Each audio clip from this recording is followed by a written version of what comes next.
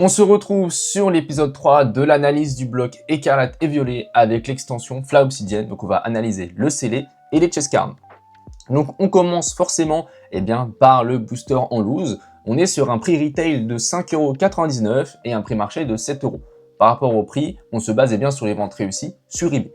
Donc on voit vraiment que l'évolution elle est assez faible. Et puis sachant que eBay se prend des frais, la plus-value est vraiment ridicule. Et d'un point de vue liquidité, c'est quand même très peu liquide. Ce n'est pas invendable, mais c'est très peu liquide. Donc c'est pas forcément l'item en question auquel je me concentrerai pour investir dans le V3. Ensuite, là, on a quelque chose de plus intéressant, les boosters blister. Et là, on voit rien qu'en termes de plus-value, ça n'a rien à voir. On est sur une plus-value de 117%. Voilà, ce qui est énorme.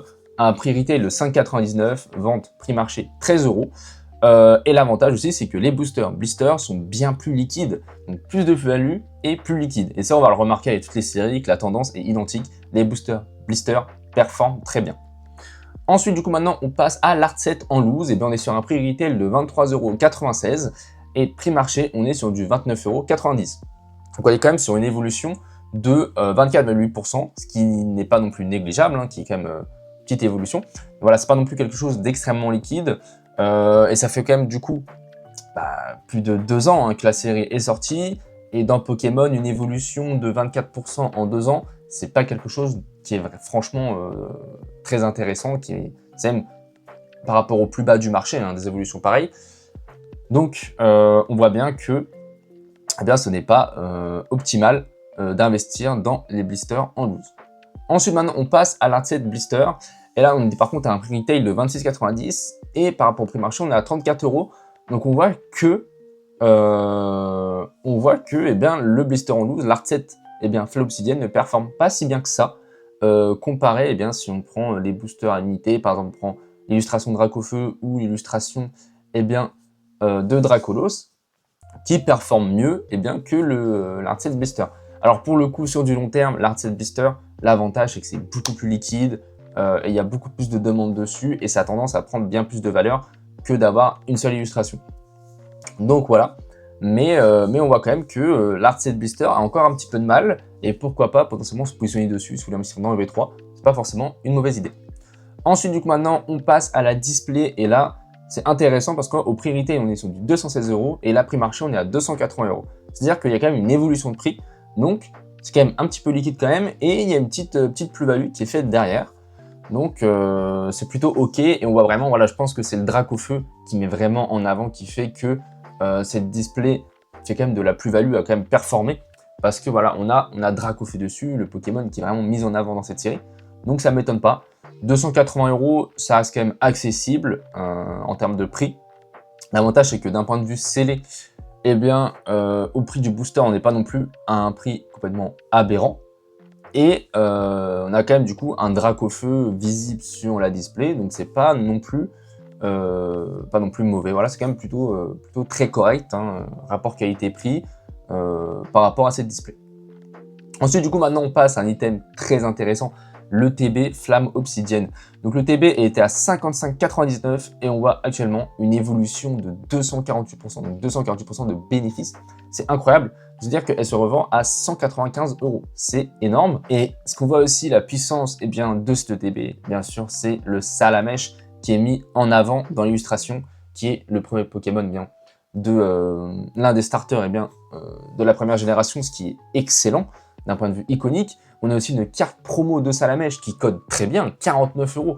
C'est énorme par rapport au prix de l'ETB. La promo coûte cher par rapport au prix de l'ETB, ce qui est vraiment un gage de bon signe pour le long terme. Quand on voit que la promo a une forte demande et que si on veut l'avoir, on est obligé d'ouvrir l'ETB ou l'acheter en loose. Donc pour le coup, c'est une ETB qui, selon moi, va très bien performer sur du long terme. On a quand même dans la série des cartes quand même assez sympathiques, on a quand même des chess cards. Donc l'ETB, ok, elle est extrêmement chère comparée en termes de booster et en termes de valeur à l'intérieur, mais vous avez quand même une carte promo qui vaut 50 € déjà, vous avez quand même des boosters dedans. Pour le coup, je trouve pas non plus que le prix est aberrant en termes du potentiel que peut avoir cette ETB. Ensuite, du coup, on passe aux stats, stratégie et combat. Et là, c'est compliqué. On est vraiment sur un item qui est extrêmement difficile à vendre, extrêmement difficile aussi à trouver pour moi des données dessus. On est sur un prix retail de 60 €. Sur eBay, j'en ai vu plusieurs qui en liste à 100 €, mais ça part pas. Voilà, c'est un item qui est très peu liquide. Très peu de personnes veulent acheter un stat stratégie de combat, que ce soit en investissement ou en termes d'ouverture. L'avantage, c'est souvent au prix du booster. Ce item-là est quand même assez rentable, assez intéressant.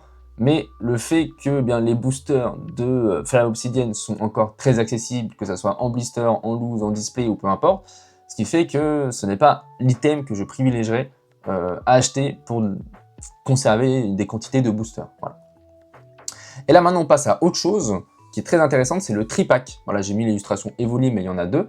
Donc dedans vous avez 3 boosters, vous pouvez l'acheter à 17,99 prix retail. Et actuellement, cet item est très peu liquide. J'en ai pas trouvé de vente réussie sur eBay, mais j'ai un petit peu cherché sur Vinted et on le trouve facilement à 25 €. Alors qu'est-ce que ça veut dire? Ça veut dire que la plus-value, elle n'est pas non plus énorme dessus. Voilà, on n'est même pas sur un x2, on n'est pas sur un plus 50%. Et l'item est très difficile à revendre. C'est très difficile à revendre. Donc on est un petit peu sur un petit red flag.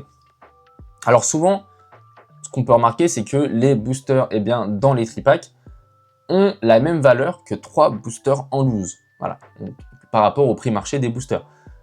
Donc est-ce que ça vaut le coup de se concentrer sur un item? Oui, l'item est scellé, mais ce qui compte vraiment, c'est le bénéfice. Et on voit que les boosters dans les tripacks n'apportent pas, le fait que ce soit un tripack, même si c'est scellé, le fait que ce soit un tripack, ça n'apporte pas de vraie plus-value. Donc niveau investissement, pour moi, les tripacks, c'est un petit peu un bait. Oui, c'est scellé, mais ça n'apporte pas de plus-value, donc pourquoi investir dedans? Du coup, maintenant, on va passer au Mini-Team Q2. Alors, attention, il n'y a pas que du EV3 dedans, il y a aussi du Fight Paradox, donc une série qui arrive après EV3. Et le problème, c'est que ce n'est pas non plus super liquide, mais ça va, ça se vend quand même un petit peu. Mais voilà, on n'est pas non plus sur un item de fou, ça m'étonnerait que plus tard, les gens veulent à tout prix avoir une Mini-Team Q2 avec une illustration dessus. Pour moi, c'est pas terrible. Quand il y a plusieurs boosters mélangés dans un seul item, ça le rend beaucoup moins liquide, parce que l'acheteur doit s'informer qu'est-ce qu'il y a dans l'item. Voilà, est-ce qu'il aime bien les deux séries? Est-ce qu'il pense que les deux vont être intéressantes? Maintenant, on va passer du coup à la display de 10 Mini-Team. Et là, c'est intéressant parce que le prix retail était à 119,90. Et ce qui est très étonnant, c'est que le prix marché, on est quand même sur une belle évolution de 66%. Donc on voit quand même que les displays de Mini-Team en général, le fait que l'item soit quand même assez rare parce que par rapport aux commerçants, souvent, ils vont ouvrir la display et vendre les Mini-Team à l'unité. Et bien on voit quand même que les displays de Mini-Team performent quand même plutôt correctement, hein. C'est plutôt pas mal. Donc très belle évolution, même si bon, ça reste quand même pas super liquide, il faut l'avouer. Mais on est quand même sur une belle évolution, donc les displays de Mini-Team, c'est pas non plus très mauvais comparé à juste avoir des Mini-Team toutes seules. Donc maintenant, on passe à ce qui est selon moi le plus intéressant de cette série, ce sont les chess cards. Et dans cette série, on a un Dracofeu qui est seulement à 80 €. Une alternative de Dracofeu à 80 €. C'est... Voilà. Je pense que vous aurez compris à ma réaction. Une alternative de Dracofeu à 80 €, il n'y en a pas beaucoup. C'est la seule. Comment dire, tirable dans des boosters. C'est un petit peu cadeau, moi je trouve, au niveau prix. Parce que cette série risque de prendre en valeur plus tard. La Dracofeu, il y a forcément une chess card, forcément qu'il y ait une chess card dans cette série. Et la chess card, elle est là. Ok, elle est très peu chère, mais voilà, ça reste un Dracofeu pour 80 €. Pour moi, c'est un excellent point d'entrée aujourd'hui. Et ça ne m'étonnerait pas que cette carte performe très bien et performe mieux que le CL. Ensuite, du coup, on passe à la deuxième carte, du coup, qui est la Melo AR, qui est disponible à 17,99 € sur eBay. On est vraiment sur une carte qui ne coûte pas très cher. Une illustration quand même assez sympathique, hein, un petit peu spatiale. Donc ça ne m'étonnerait pas non plus qu'elle prenne en valeur. Après, on n'est pas non plus sur un Pokémon aussi iconique que Dracofeu, que Pikachu. Donc je ne m'attends pas à ce que la carte elle passe à 60-70 € en 2 ans, 3 ans. Mais ça ne m'étonnerait pas qu'elle augmente un petit peu. En tout cas, ça m'étonnerait qu'elle baisse en prix. Et ensuite, maintenant, on va voir par rapport au Fenard AR, 26 €. Alors pour le coup, pareil, Fenard, c'est quand même un Pokémon qui est quand même plus demandé que Melo, mais ça reste pas non plus aussi demandé qu'un Pikachu ou qu'un Dracofeu. 26 €, je pense que c'est un prix qui est ok. mais je m'attends pas à ce que le Pokémon en lui-même et l'illustration en elle-même aient la puissance de faire en sorte que cette carte coûte 40-50 €, qu'elle évolue massivement prochainement. Donc niveau investissement, je me concentrerai pas du tout sur le Fenard. Et je pense que dans EV3, on comprend, le mieux c'est vraiment de se focaliser bien sur la grosse chess card de la série qui est très accessible. Donc en résumé, un petit récap, du coup on voit que qu'est-ce qui performe bien, comme dans toutes les séries, c'est le TB qui a fait une très belle évolution. Ensuite, on a le Booster Blister. Ensuite, étonnamment, la display de Minitin. Et on voit ensuite la display et Art Set Blister. Donc étonnamment dans cette série actuellement, l'Art Set Blister ne performe pas si bien que ça, ce qui est quelque chose quand même d'assez rare. Les Art Set Blister performent souvent très bien. Voilà, on a le TB en premier, l'Art Set Blister après, et ensuite la display. Et là, l'Art Set Blister performe très peu, ce qui peut potentiellement être, si vous voulez stacker du EV3, une bonne idée de se focaliser sur ces Art Sets là qui n'ont pas encore augmenté en prix. Donc voilà, et niveau de chess card, voilà, toujours pareil, pour moi le mieux à investir c'est de trouver les cartes qui vont faire monter le scellé, et pour moi c'est logique, ce sera la Dracofeu alternative qui fera monter le prix du scellé de cette série. Si tu as appris un petit truc, n'hésite pas à rejoindre le Discord, le lien est en bio. Abonne-toi, lâche un petit like et surtout active la cloche si tu veux suivre la suite de mes analyses et de mes épisodes sur le blog et Caractère Violet.